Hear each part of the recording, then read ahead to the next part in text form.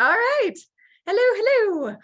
We are almost 3, 2, 1 live. Hi, everybody. Hello. Happy Thursday. Today is Mimosa Hotline. And as always, you have Ronnie Bartles, our business strategist, and myself, Ashley Rhoda, your brand strategist. And it is our joy and pleasure to come on here and just share our experience, expertise, what's going on in our worlds, and how we are planning to expand this little awesomeness that we've started as a passion project into more of a formal podcast, video, audio awesomeness. So why don't we start with that? Ronnie, we have a little bit of an announcement that we want to tell them. Do you want to share? Yeah. So as we're kind of growing this and we have a few ideas, our first step was actually we created its own Facebook page for Mimosa Hotline. And part of the reason for that is we are taking this bigger. And so it's kind of like evolving into its own thing, but also as an easier way for people to find us and watch us live. Because I know that it's really hard for me to say, go follow Ashley so that we can do it live because it's on your page. And just because I'm like, yeah, go follow. Well, that's how we started. Lady. It was just out of how we started. It was, I was doing more live, so we just played it off. Totally easy.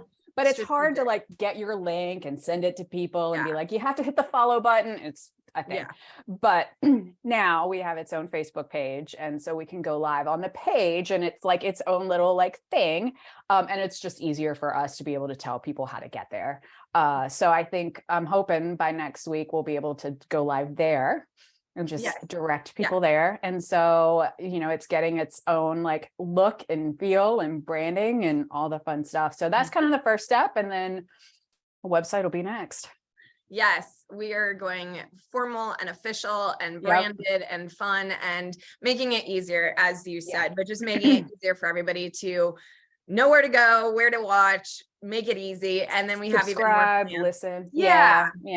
So all of you that have been so amazing watching us this far, and you amazing humans that scroll through my feed trying to find all the episodes, now you won't have extra things in between. You're just going to have a place for you to be in Mimosa Hotline world.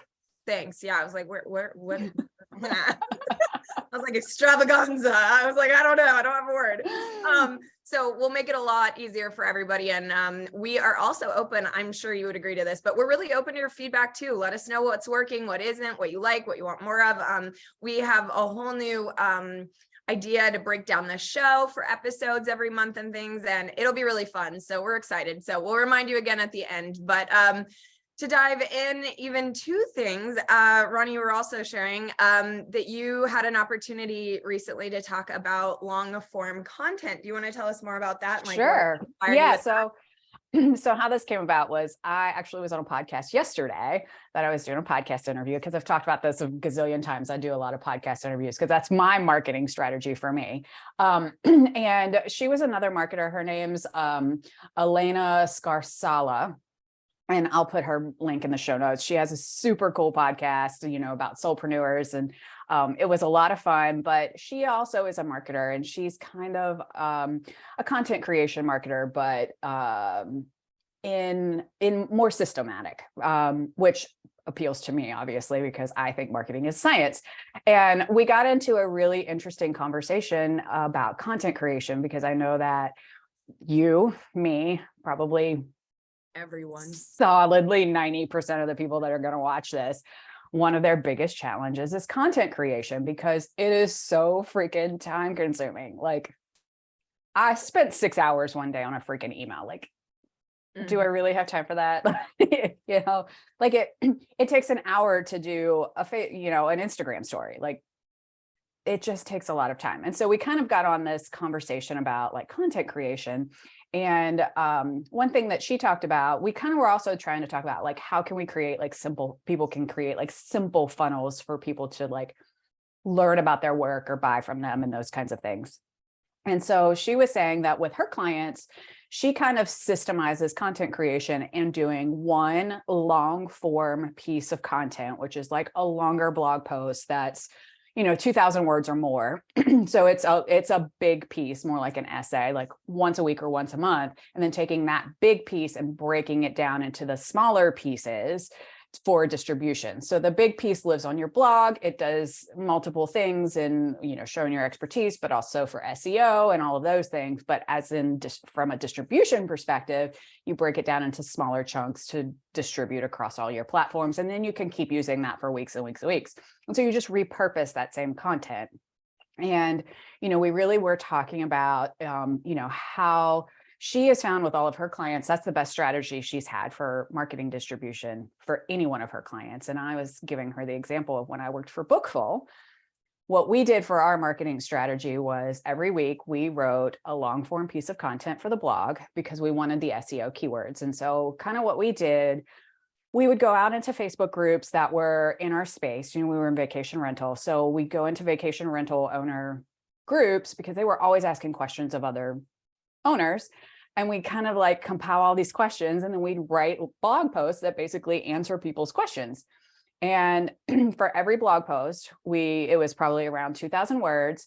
We created an infographic or some sort of downloadable that summarized that blog post in exchange for an email. So every piece had its own downloadable. And then we took that blog post and distributed it across all of our platforms, Instagram and LinkedIn and Facebook and, everything that we had.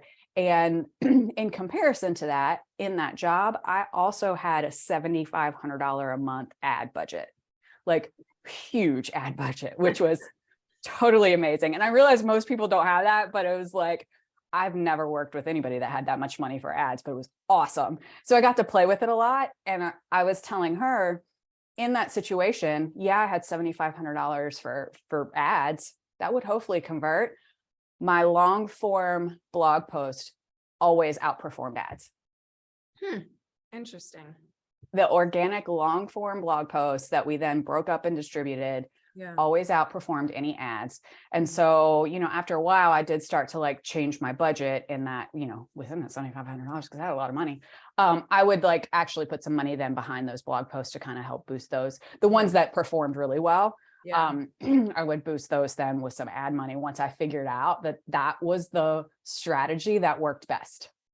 I love that. I know that the market has gone through different seasons of this, for a while, it was like before podcasts, everybody had a blog, and now we have podcasts, and we have like different evolutions of things. What are you seeing? Are you seeing that the long form is coming back versus say like the tweet era that we went through where everything was short form and everything was like, I don't know, like, well, I think it depends. So really kind of the point of long form on your blog is people don't really read blogs like they used to.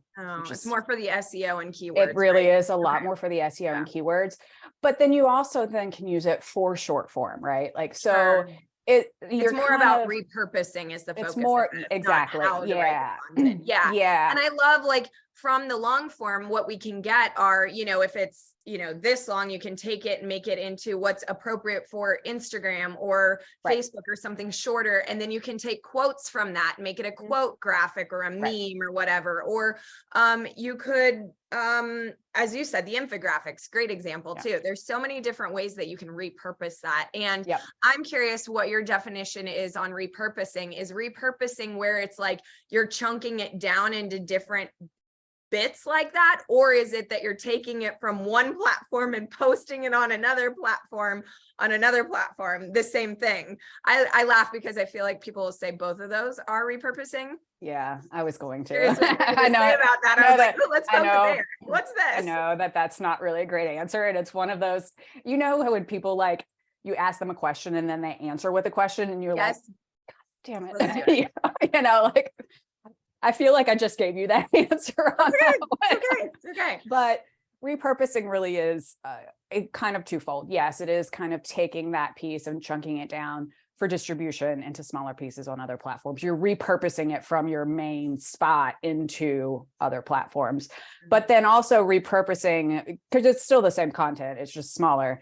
But then you also repurpose, like from, let's say, a year from now, you can go back to that blog post and update it and repurpose it again, because it might still, the topic might still be relevant, particularly if it's not time sensitive.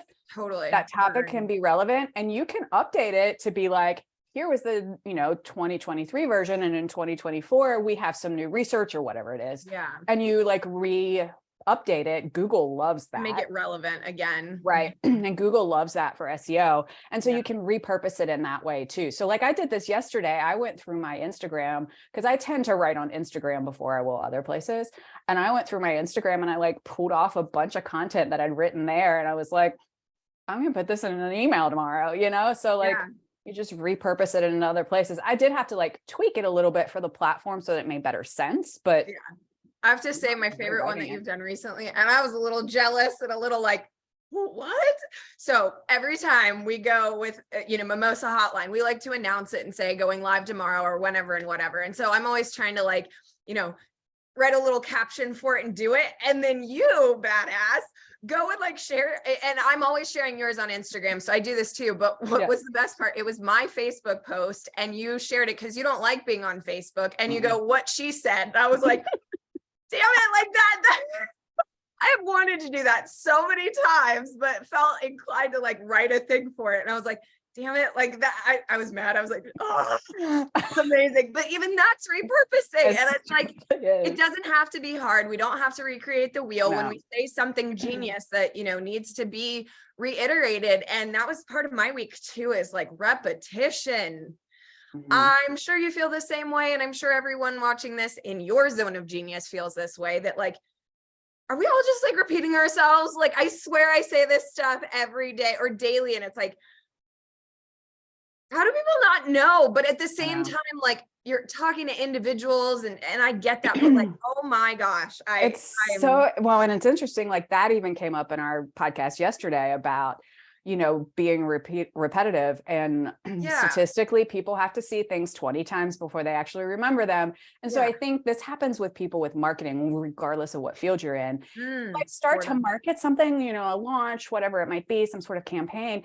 And it gets boring to us because we keep repeating it and repeating it. And we've heard it 1,000 times. Right. And I'm like, fresh for someone else. Yeah, exactly. And I'm like, I am like tired of hearing myself talk about this. I know. But nobody else has I feel heard you. rude. I feel rude. Like I genuinely feel rude. Like I'm like telling it to you over and over and over and over and over and over again. And then I'm all upset over here. But y'all, it's your first time. And I need to like chill. It's perspective. Yeah. But I'm like, that happens a lot. Yeah, that happens a lot. You know what? I also love having the platform that I have, and I'm happy to repeat myself as many times as long as it helps people. But like, sheesh. I know. It gets boring for us, but most people haven't even seen it one time yet. And then sometimes it's like, yeah. And then sometimes I'm like, what do I need to be repeating? What needs to be said over and over again? And am I saying the right things? All of that. Oh my gosh. The other thing that I got really excited about, I don't know. I think it was an Instagram post, actually. There was a woman speaking to the effect of the difference between copy and content. I feel like many of us use those interchangeably. And I want a pop quiz just to make sure I learn this right. Copy is more with the intention of conversion, and content is more with the intention of like engagement and likes and hearts and things. So when we say copy, we often refer to things on a website because the website has the intention of converting clients. But when we say content, that's like social media content where we're trying to engage with our audience, get them used to raising their hands and liking, hearting, doing what we say, such as go to the new Facebook page for Mimosa Hotline, like, subscribe, get all of your juiciness there. Am I correct in that? Did I say that? Because I think that's another thing for you to like speak more on too. Yeah, no, I 100% agree with you on that. Like, content is just creation. Like this is content. Like everything kind of is content that you say, you write, you do, even if you're doing a lip syncing reel that, I know. I know. Anyways, but it works for some people. I mean, and some people love it just because it's fun, and it works for some people. To each their own, but that is content. Whereas copy is kind of an art form because it's written very specifically with, you talk about the psychology of color, but there's the psychology of words too. And like, it's written with a very in purpose of either converting or getting a point across or messaging. And it is different in that regard. And so, I'm It's going to sound, strategic writing. yeah, and I'm going to sound brash when I say this, but anybody can create content. Yes. Copywriters create copy. Like Right. there's also, kind of it's a skill to it. Yeah. And you said a really big thing there, copywriters. So Right. like when you're hiring a VA or a virtual assistant, that's not a copywriter. They maybe have great grammar and they can write things, but that's great not writer. a trained, skilled copywriter. Yeah, and those are individual people. Yeah. I think that's another thing I want to quick side tangent, if I may. I know I'm interrupting you, but no, you're fine. Side tangent is knowing the people that you're hiring. Even this week, I had somebody ask me for a logo maker, which with respect to what she was asking, she was very nervous about it. She was like, I know you do this. I'm not trying to like, ask. You're the only person I know that'll tell me this. I'm looking for a logo maker. And I was like, I giggle because I appreciate that she took the chance to be vulnerable and ask for what she needed.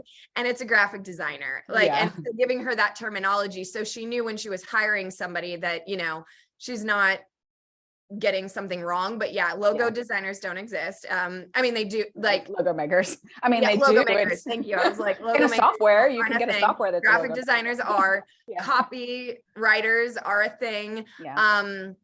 And actually, we're looking for some too right now. I just spoke with one earlier this week, actually, and she was a copywriter. Her background was in marketing and agency world, but she was a copywriter, and that was her primary focus. And it's more than just grammar and spell checking your work. It's hashtag, back in the day of hashtags, keyword search, conversion language. It's psychographics, which is like so we've heard of demographics, which are like where they live, how old they are, what the income is, but psychographics is how they think, how they behave, what they look for, what triggers them, what their pain points are. It's psychographics. So they're schooled in that as well, and just a source. So if you're needing copy, go to a copywriter and use that vendor specifically. Even a website developer is not a copywriter. Let's get that too.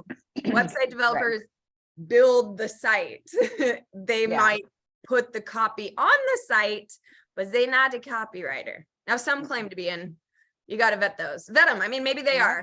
Maybe they are. Matata, but exactly. Yeah. As you were saying. Yeah. No, I mean, I was done saying what I was done saying. Okay. Yeah, but I mean, we kind of like we hit the point. Yeah. No, we hit the point on that as it needed to be hit with content creation. But I'm going to go back to the point, because it's going to be a nice segue into the topic that you wanted to talk about a little bit, about being consistent with your messaging. So you said something interesting about like which pieces of which messaging do I need to be repeating all the time? Like, how do I pick that? Ooh, I like that. Yeah. And I think that this is definitely a branding issue of sorts, because your brand messaging needs to be the thing that you repeat all the time. Yours is live by design, not default, or whatever the saying is. I think I have it backwards, but no, you're right. It's live by design, not the original prompt was, are you living by default or design? But now we're playing with live by design, and then also branding is something to be, not something to do. Exactly. So we're getting all of our words there. Yeah. And like, mine is marketing is a science. So like, so when you're saying that, it's your unique perspective that should be repeated over and over again, not necessarily industry standards or things that we know. And I think that is particularly when you do brands for people, and because your brands are more than just being a logo maker, like those are the things like that you pull out of people, as far as like their values and their mission statement, their vision statement, and those kinds of things, which are messaging things that are very brand centric. Those are the things you should be repeating all the time. Your brand position, your brand's like what you stand for. Yes, absolutely. I mean, that's the the voice of who you are, and like the platform that you stand on, that I think is the thing. Campaigns can be repeated for the campaign, right? Like you can have a launch, and like your launch is specific to, say, a product that's a pain point, and you can repeat that messaging over and over again for the launch. Yeah. But your brand messaging sticks with you the whole time, and that's something you have to repeat all the time. Yeah. I love that. Yeah, I guess it is on the brand side. That's interesting. For a second there, honestly, first thought, I was like, oh, this is a marketing problem. But no, you're right. It's an identity problem. It is a brand problem. And problem's the thing. It's a brand element. Let me put it that way. Of the position you take. And as you said, it's the values that you bring to the table, or how you do your work with the values. Like yesterday, I had a moment of integrity come up. I was talking to somebody that is working with one of my, I guess you would call her a colleague. I think for what I want to say here, I'm not going to share her name, but I will at another time, because I do honor this woman. Like, she's good at what she does. And she's been in the industry for a very long time. And the person was asking me things, and I was like, absolutely. But I actually supported her. I was like, if you're already working with so-and-so, I'm going to just call her Betty Boop for now. Just because I need a name here. But like, if you're working with Betty Boop, then like, here's like, I kind of almost coached on her behalf. I was like, okay, so what I hear you say is you want this, this, and this. She should be capable of doing that. I know you signed up for this service that she's offering, but like, go back to her and ask for these things, And she's like, but what if I want to work with you? And I was like, yes. And like, I want that, but like, out of integrity, I'm not looking to poach business or anything like that. What I would love for you to do is ask her, see if she's willing to do that, capable, wants to do it, whatever. And if not, then absolutely come back and maybe we can tag team or something. But like, one of my values of integrity got just an opportunity, like some people would have poached that business immediately. And some people would have like talked ill of Betty Boop and been like, oh, well, she has her way, but her way was what spoke to you first. So I actually kind of supported her way. And she is one that uses personality tests, which I don't. And I kind of, gave her own pitch. I was like, based on your personality archetype that she gives you, look into that and present it like this to her. I gave her more work. Now, mind you, I don't always agree with that. And I see where it's going to fall short for this person. But, at the same time, like, what, you got started on a journey, trust it to the end and see where it gets you. And then like, there are elements that I can fill in that I don't even think Betty Boop does. So like, it's a thing, but there's integrity in that. So the values are a big thing of like what you stand for, how you do the work, and how you show up. But you're right. Like, we could talk to 100 marketers and they'd all say marketing is a different thing in a different way, right? Yours is it's a science, not an art. I love that. And that's interesting. Yeah. I mean, so those are the things we have to repeat all the time. Yeah. And they do get boring. I mean, but that's a good reminder. It's a good reminder that like those are your brand positioning, that your platforms that you're passionate about, like the reasons that you started in this business and this journey. I actually call those the brand perspectives. It's like those little nuggets that are like that person's thought, or it's not just taglines, it's not just their one-liners, but it's like their perspective of a thing. Does that make sense? I mean, I named it, made sense to me. I was like, it's the brand's perspective, how it thinks and its perspective of this topic or industry or what service. Right. But we actually put that in the messaging section of the brand binder. We have like a whole vernacular where I go through the discovery that we've done, and I'm picking out like the key word, and keywords is not the right word, but it is like the unique vocabulary, the way that they say things. And I make a little vocabulary list for them because they don't know, but you don't know because it's the way you speak, but for someone else, they can kind of pick it up. You did this for me recently. You highlighted a document I was working on, and it was the best feedback to be like, oh, look at that. And then I went back through and I actually, in a different color, highlighted everything I thought was brandese, like legalese, brandese, like it's my brand. And I was like, that word's over branded. That word's over branded. Cause it's like a term I use in my branding, but I don't think actually made sense, if that makes sense. Like, I was like, okay, like once you're in my world, you know it, but I don't think the first person they know, like persona perspective, for example, that's one, like if you know me, you know it. And you're like, oh my God, that's one of my favorite things she does. But to a new person, they're going to be like, it's not a standard brand industry term. Yeah. And it's not, and nobody's heard of it, and it's my thing. And it's like anyways, yes. So this is so good. I love this. Did I do my thing? You also called me out that I have a tick when you say really smart things, and I hope I did, because this is one of those. Ooh, or whatever I do. Yeah, you do. You're like, Yeah. So fun fact for everybody that doesn't understand why we're giggling about this. When we go back and watch the shows, Ronnie puts it on like double time and then waits for me to do some tick I have that she knows, oh, that must have been a good thing because Ashley did her thing. Yeah, you're always like ooh or ah or something like that. Or you say, I have goosebumps, look. That's the other one. Yeah. That's how I know. That was smart. I need to relook at that. Whatever happened. Yeah. That was good. For her to get an ooh and ah or goosebumps. Yep. Okay, that's me. Yeah. But again, that's the thing, that you need someone outside to see your mannerisms as much as you need someone outside to see those brand details that are what make you unique in this situation, or the things that are repeatable, or as I would say, iconic. So I love that. Yeah. As we're talking about repetition, can I just dive straight into mine? Because yes, please. We need to talk. I feel like there's this thing. I don't even know how I even want to get into this.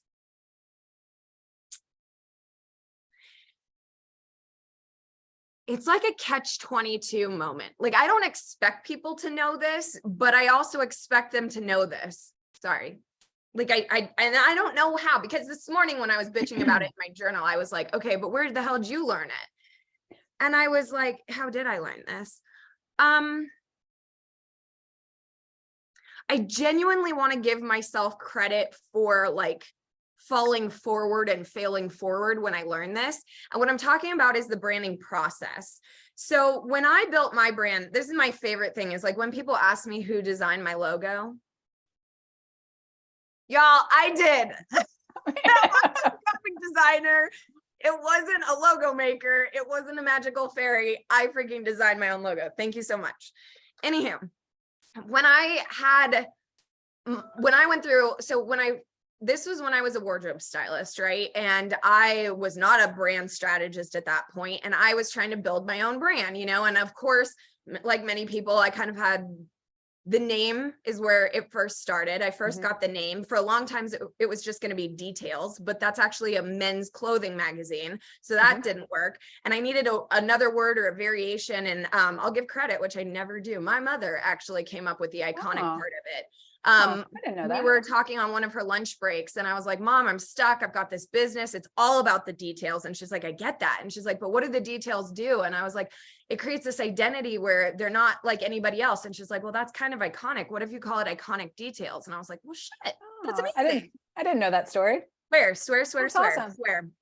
Awesome. So she's responsible for the iconic part. And also, if ever anyone had an opportunity to meet her, she's very iconic. She's one of those like elegant women that just dressed well, had that aura to her. She's very, very elegant, but I would also say iconic. When she was younger, she was very into fashion and she'd always have like the new trend and be doing crazy things. And my dad like loved it and supported it, but it was probably a little weird too, because like, it was ahead of her time and like Vogue and everything. Right.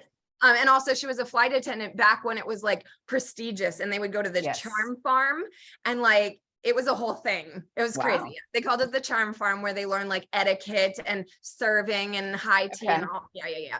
So she came up with the name. Then I was creating my logo or the mark, the design that we all know. And I knew it had to visually represent the name and what I was doing. Now, I guess I knew that just inherently, intuitively. I don't know. Nobody told me that. I just knew the look had to visually represent the thing, like basically. And so I did that.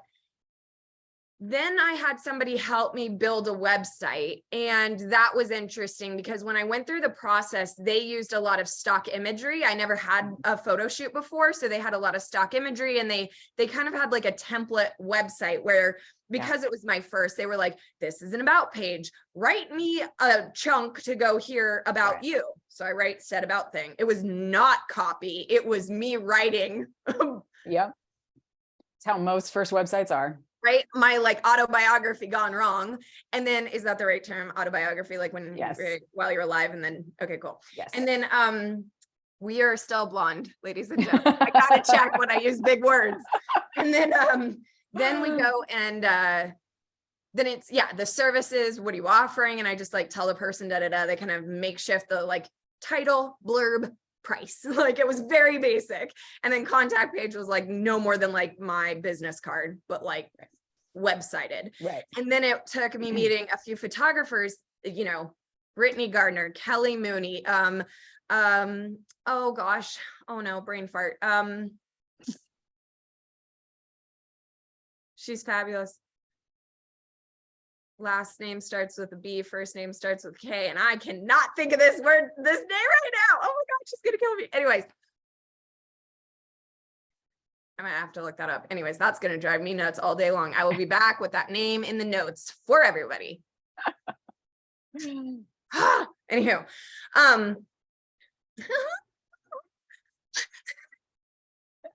You're so flustered right now. It's cute. I know. Thanks. She even printed off one of my photos, and she helped with two of the other shoots. Oh my God, this is embarrassing. Whatever, it's recorded too. Yep. I'll get that to you later. Welcome to our world. All of the photo, I was very blessed. Luckily I did modeling back in the day. So some of them just wanted to use me, and then they'd offer like, hey, at the end of the shoot, I'll take a couple of pictures for you. And they were very nice. Then I ended up getting like full blown shoots with them. We would do branding shoots, and I was very blessed by all the photographers. They're like walking gods in my opinion, because they're just so generous, and they've taught me a lot about creative direction, because you have to like direct a shoot, and there's so many moving pieces. Anyways, my point is that's how I kind of learned it. But then through building it for other people and realizing how to get everything you needed in the right order, it almost reminds me of the thing I hate most, cooking. It's like you've got to go to the store, you need to know your recipe, you need to know your ingredients, you need to know how to put all said ingredients in to make said thing. And I'm watching people, and it's like, they're so weird. Like, they're just like, well, I have flour. Can't we make the cake?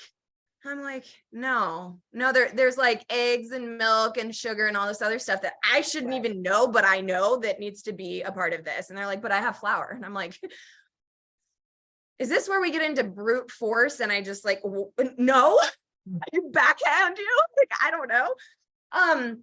So this week it came up twice, and this is very vague, so I'm not picking on anyone, but it was just this reminder, and I'm pulling up my notes here.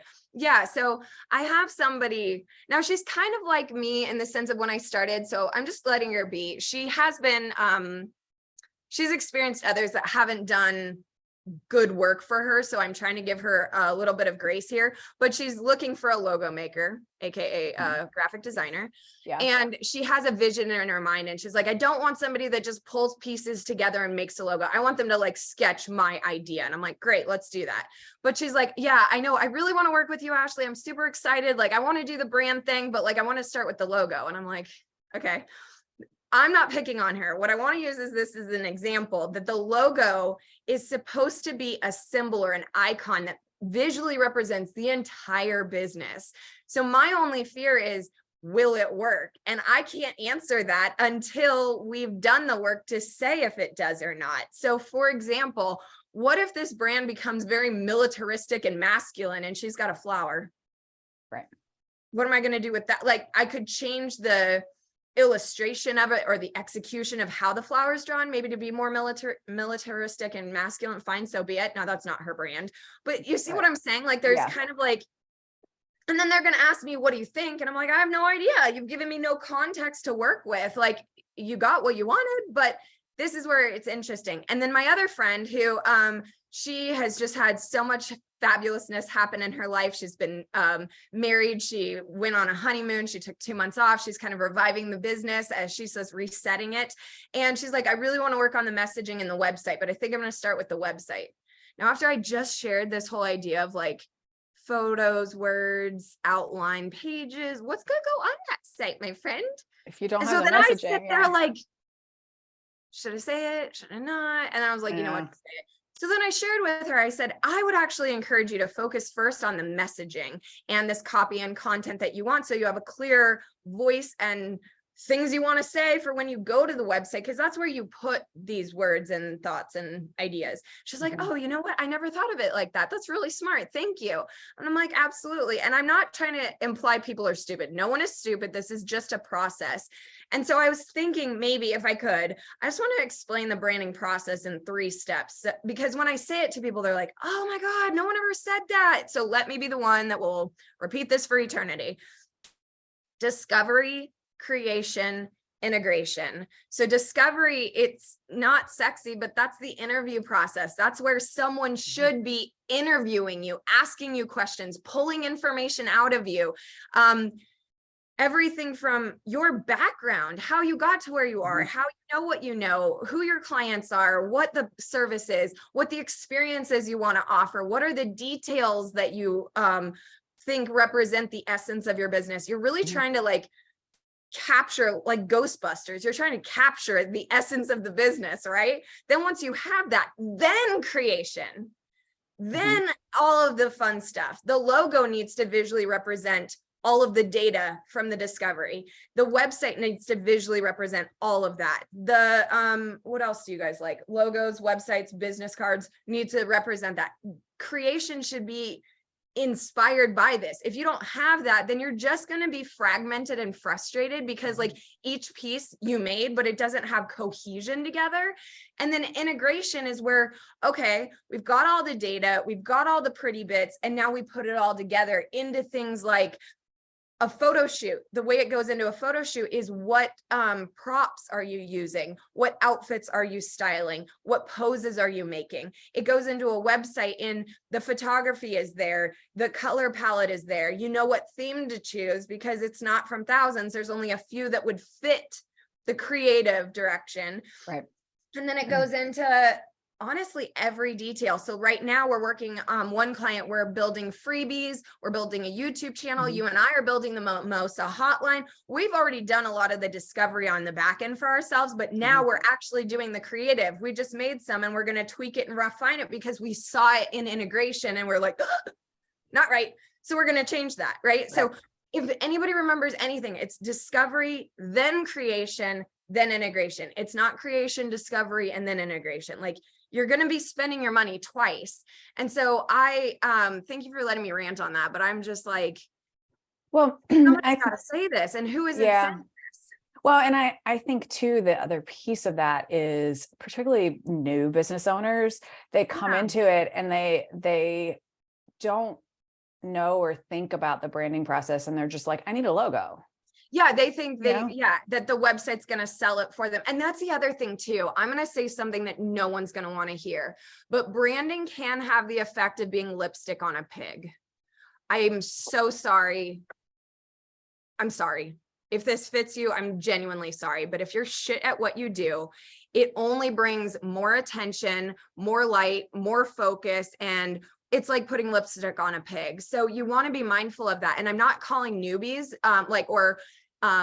launchers, somebody that's launching your business. You're not a pig. You just don't know yet. This isn't even relevant. I'm talking to people 2-3 years down the line that should know this and are doing it backwards because they want it fast and they want to sell their next offer. They want to do their next membership. They want to do their next course, but oh no, I've got to get this fast. And you're right. Like I was writing that too.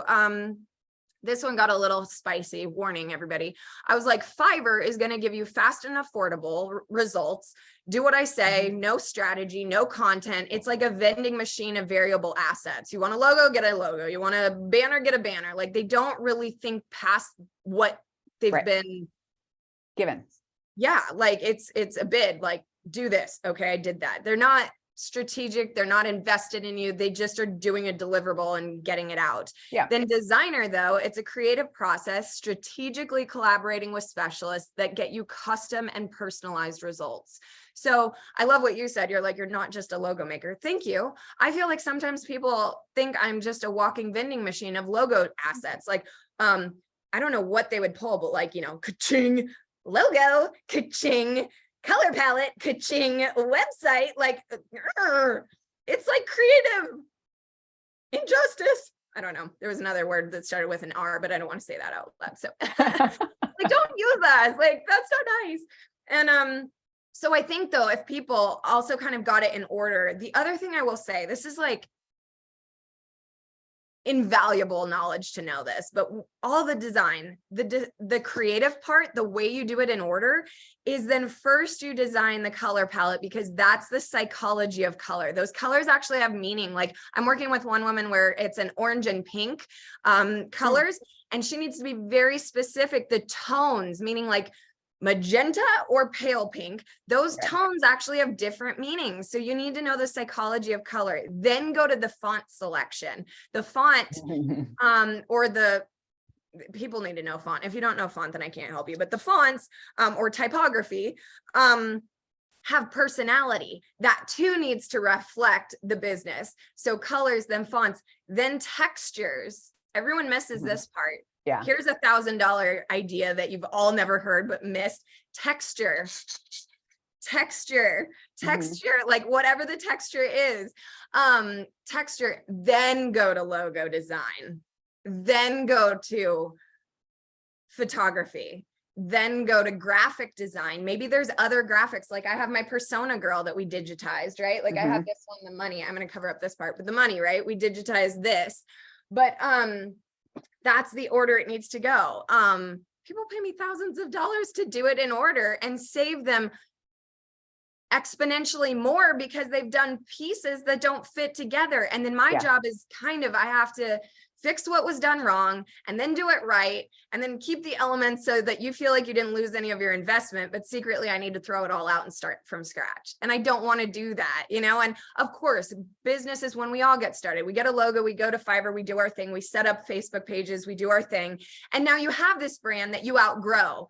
That's natural progression. Like when you outgrow it, I'm not looking at it like you did anything wrong. I'm looking at it like you're at least 3 in your business. You now have clarity, you have more brand perspective, you have more brand understanding, and now we can enhance and elevate it to the level that will make it a legacy forever. Right. It's also, that's part of it too. So if you went in and invested with Fiverr stuff for the first 2 years, you're doing it right. But if you're post year 3 and you're coming to me, then I have some raised eyebrows for you. That's all. Well, and I think it's to, you know, that point of, do you have a hobby or do you have a business? Ooh, That's your tick right there. An extra special tick. Ooh. I mean, I think like a lot of this comes down to that, right? Like it's totally fine. I understand there are, you know, budget constraints. Like when you're starting out, like you really don't have a lot of money. And I 100% understand that. I've used Fiverr for things before, things that I've needed. It happens, you know, like it happens. But we've all gone to Walmart and still shop at, you know. Right. You know, and so I think though, if you really can appreciate the branding process, and even though you have done that or need to do that, at least thinking about, okay, well, if I'm working this process, I need to even be able to give that person even better feedback so that they give me a little bit better of what I want. Oh, that's a good point too. Yeah. You know, like be able to direct your people. If there is not a sign outside illuminated in the lights that say psychic, they're not a psychic. Not. Now, some of my people often think I am because I'm stupid intuitive, but no. Lots of people are not. Like I just connect the dots of the information you give me. And I know that's true for both of us. We would actually rather you give us more information than less. Even if you dump it on us, it's better because we can piece through and find the details that we need. Now I can't do it for myself. Nope. And that's a thing that people need to understand too. We're not so arrogant sitting on these high towers saying like, look at all of you. We can't, we're saying it because this is the reason the industry exists. And I hired Michael, I've hired you, I've hired friends, not friends, that's a no-no. But colleagues, different people, you know, that was the other thing, that trigger. One of them is like, oh, my husband he's an IT guy, but he helps me with my website. Shit. Okay. So now I'm going to have to, if she becomes a client, then like I'm working with you, but I'm actually getting 2 clients because I'm working with you. And then now I have to tell your husband how to be a website developer. And then what if he can't do all the things we need him to? Then what? Like, and have you heard that though, where like my daughter's boyfriend wrote this copy for me, or my so-and-so's second uncle twice removed is a strategic something or other. And I'm like, I know there's other us's out, or I know there's other people that do what we do out there, but like, not everyone is related to every part of this process. I mean, to be honest, like the people that I have worked with that are like that, they tell me that they have somebody in their family or a friend that does this, but yet they're coming to me to hire me. I know. So I'm like, obviously you don't trust them that well because you've come to me to hire me. And sometimes I wonder, I'm going to say something. Oh, here's my thing. I'm going to say something I don't think I should say, but I'm going to tell you that's actually a safe space for me. I know, safe space. Okay, here it is. When somebody tells me, I have a friend that does that, it's actually telling me that you're not being truthful in the results of where the company is at.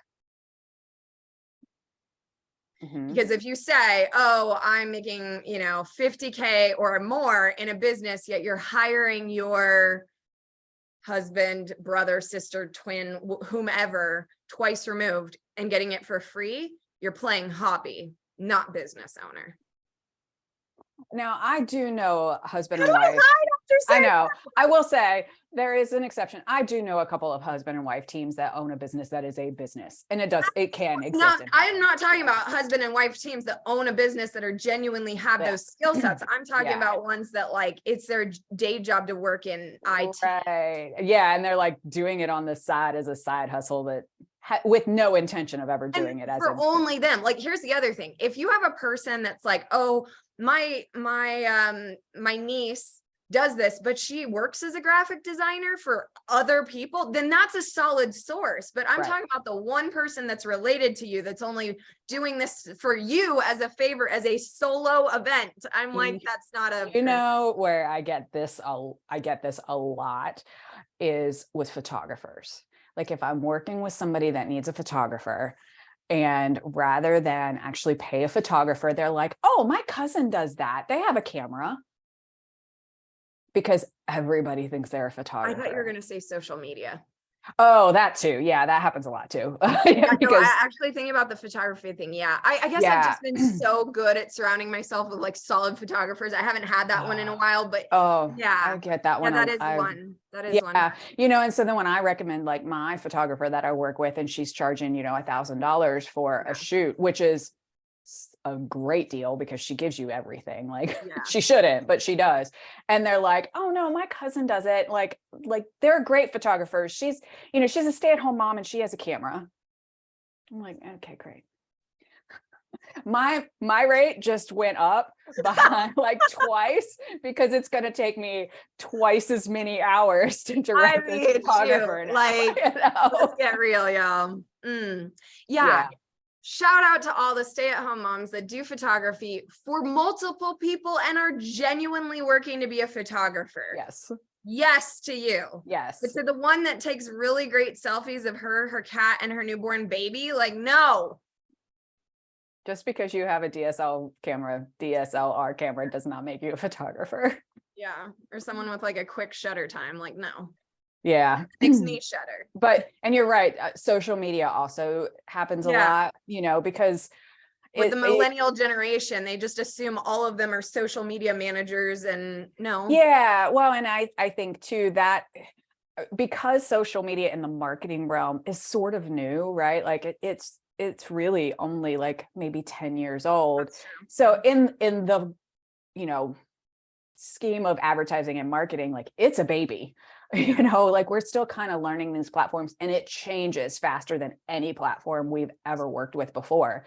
And so I think because of that, for years, nobody actually had the skill because there was none there yet. We didn't know it. No one knew. So no one knew. Yeah, right. So everybody could. And it is getting to a maturity level where there are people out there that this is a skill that you know, you learn, and like there are things to it that make it a skill. And so just somebody that has account, it doesn't make them a social media manager. So well, and I'm thinking one of them had invested in someone that I mean, I would consider like a model influencer. Like she's very gorgeous. A lot of her things, it's not the sex sells, but it kind of is in the sex sells category. But she's about to launch an like I don't know if I'm saying any of this right, but like eco-friendly energy company. I don't personally think the person that, you know, built up social media on looks and content creation is going to be able to scale that market in the same way. I'm not sure, but I would rather put someone that's more in alignment there to get to the right people, because I don't know, that's questionable. Yeah, I had this at Bookful quite often. So I was the director of marketing, and while my job was really just to drive strategy and then help with like business model of like, okay, this is what the customer needs, this is what the customer wants, like now let's do product development for that, and then I then drive this marketing strategy based on all of that. So like as the director of marketing, I crossed the line a lot because I was the voice of the customer. I crossed the line between product development and business model and like how we ran the business. And so I kind of was centralized in the company. So the actual distribution of the marketing and content creation and distribution and all of that, I had somebody that worked for me. Totally. And so social media obviously is a big piece of that. And I would have the owner of the company all the time. He was like, we could just hire a college student to do this. And I'm like, that's not exactly how this works. You know, like, yeah, they are very fluent in social media because they grew up in that life, but that doesn't make them a social media manager for a business. No, I mean, honestly, if you want to like put it into real terms, then I feel like the college student would be like the VA to the social media manager you would hire. Right. Like, their support of the mind. It actually, not to knock VAs, like VAs definitely have their own abilities and it's not a knock. Yeah, it created a lot more work for me. Hierarchy. Yeah, it created a lot more work for me.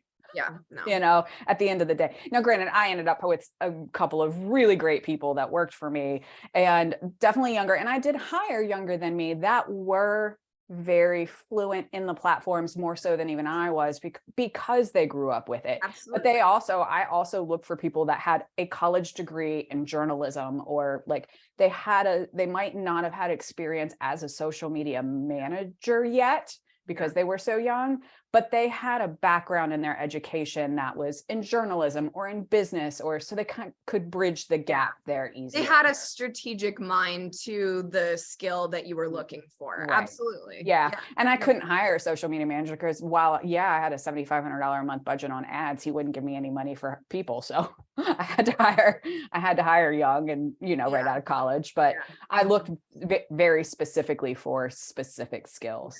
Yeah. I mean, college students are great also because you can groom them and make them into what you need. And it's like, you know, I liked that too. Yeah. There's definitely a reason for young blood, and absolutely. Well, and I love to mentor. And so like hiring young people was always great for me because that kind of like gave me that little bit of like satisfaction there to be able to mentor, a new college student getting into their career and like teaching them like the ends. Well, and I mean, you're not only teaching them about their job, but then you're like, you kind of have to teach them how to work in an office, like office etiquette, and like that's a whole thing too. Like we work from home, so we don't deal with that. But I know I'm trying to have you teach it to me because I've never been in agency world, and I don't need it, but some of that structure, while everybody bitches about their 9 to 5, is actually helpful. I mean, it is. And it is. I mean, I wrote a post about this just this week about, we kind of like post things. And I think this is something we called it yesterday on the podcast, was an uncomfortable truth about being an entrepreneur of, we post stuff and you see what we want you to see. Yeah. But, like the back end of that is like, that's a beautiful photo and I gave you a great strategy on it. Absolutely. But in reality, like life sucked. You know, like Absolutely. I was at the point where I was like having to decide between a $3 bottle of wine and toothpaste, and the wine won because it has alcohol and your teeth are clean. I mean, you're welcome. Like, that was a good process. Thank you. I like that one. I love being a visual person. I had you just in the bathroom with like this like decision of like, you know, Lady Liberty of like toothpaste or wine. Boop. And it wasn't even good wine. It was like cheap I know. $3 wine. I mean, you know, like, You know, I was thinking of that as we wrap up here. One quick story. I'm playfully deciding how much guilt I should apply to myself right now for the state of my kitchen. I have been laughing about this and I brought this up recently. I trash the thing during the week. I am a very organized person. Everyone knows this about me. I'm not really like a pile maker either. Like things have their place. Everything goes in their place. Like not super messy. But man, my dishes get the brunt of me. Like it is like an abused animal or something. I'm not even sure. I would never abuse an animal, but like it's just at least 4 or 5 days there of teacups and bowls. And because it's just, I'm so tired at the end of the day, or I make like a 30-minute lunch. I've had so many Zoom teas. And I was like, this isn't an always thing. Like if I wasn't just barely making it through the day right now, like I clean my dishes. I'm usually the girl that's like clean it, put it into the dishwasher, but right now it's like eat it, put it on the counter, I'll get to it. Like it's a thing. But as you're saying, like the behind the scenes, like yeah, but I have been plowing through projects and creating some of the best results right now, and that does not impact any of that, you know. So it's like it's funny how we all have our things, like toothpaste and wine, guilt about dishes, like what's your thing, you know? And I'm just like, someday soon we will get the house cleaner. That's just, it's not even a thing then. It helps me, it helps them, we're all employed, and amen. exactly. Maybe that should be a new prayer. Helps me, helps them. Yeah, for like now, since we're kind of rebranding Mimosa Hotline, maybe we take these and like we make little affirmations for people, like little affirmation graphics. Oh, absolutely. Yeah. Watch out. We'll make an entire deck. We'll have an oracle deck. I know we will. We definitely will. I follow somebody on Instagram. This is totally a side tangent. I know we're at our hour, but I follow somebody on Instagram that's called Inappropriate Gifts, and they have an oracle deck that's like a fuck this oracle deck. And I'm like, I really need this thing because, you know, you pull a card every day and it's like some totally inappropriate way of saying things. I'm like, yeah, that's the kind of oracle deck that I want. Yeah, I mean, yeah, I love it. So on that note, on that beautiful note, take it if you will, take it if you don't. It's okay. It's the Mimosa Hotline, and we will see you next Thursday, same time. On our new page. On our new page. Thank you so much. On the new page, it'll be a Facebook page. We'll put the links here. We'll also be sharing it more and more and more. We'll probably like, you'll get an invite because we'll do the whole like invite everybody we know. Oh, that's a good thing. I was gonna be like, how do we get them over there? That's right. Yeah, that's right. That's how we do that. Yeah. Perfect. So you will be in the know. You will not be left out. If you love our episodes, we can't wait to see you there. Heads up, there's lots coming out for you, and we're really excited about it. And we will have show notes up for you in soon. Next few hours, days, whatever.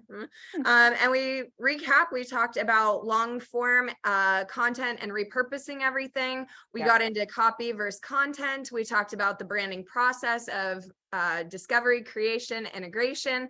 We had fun with a lot of off topics too. Those were fun. We talked about my ticks. We talked about my kitchen. We talked about wine versus toothpaste. I mean, just, you know, it was a good show. So we'll see you next time. All right. Bye, guys.